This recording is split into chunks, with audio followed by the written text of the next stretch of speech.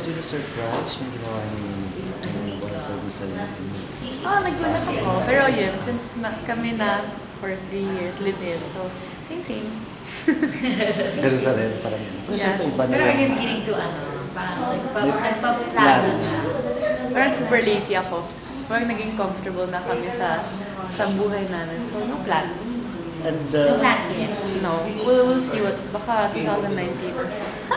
tagal lang. It's gonna be a long Malayo pa. Oo. Yeah. Ayaw mo pa Maybe ba? not 2019, I'm exaggerating. Pero not soon. Not next Not year. No. Definitely not. Definitely not. Hindi ka pa ready. Feeling ko lazy since, diba kasi usually pag engage parang pupunta kayo sa, you get to know each other more, even more. May mga Tapos, ceremony. yung living in, pagkatapos ng kasal. Since kami 3 years naka-live-in, parang yung iba lang yung sing-sing. Walang na-imba kasi we don't have yung lahat ng bills, hati-hati, ganun kami. Ganun kayo. Yeah, very practical. Pero you believe in marriage naman. Oo, yung parents ko 35 years together.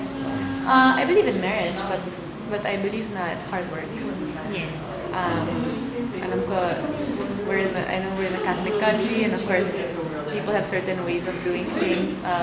Alam ko yung sa amin, hindi masyadong maganda daw tignan kasi we're living in for 3 years. But for me, mas makikilala mo yung tao after marriage. Mas magiging long-lasting yung relationship. So, Pero what was your reaction na yun na after na yun nag-live-in kayo and then you're in-offer ka na ng marriage? Yun, nagulat lang. Alam ko naman na magkakaroon. Pero, hindi ako ready this year kasi sabi ko daming engaged parang nakakasawa.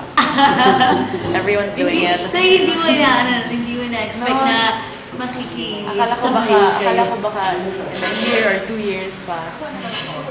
So it came as a surprise. Yeah, surprise. Iyak ka. Talaga.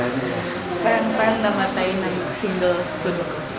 Was it in front of your friends? Kayong dalawa lang? Parents. We're very simple. We're not Hindi ako ma-flash mob. So, yun, simple lang. I like simple things. So na yung parents? Yeah. My mom and my dad. Very, very normal.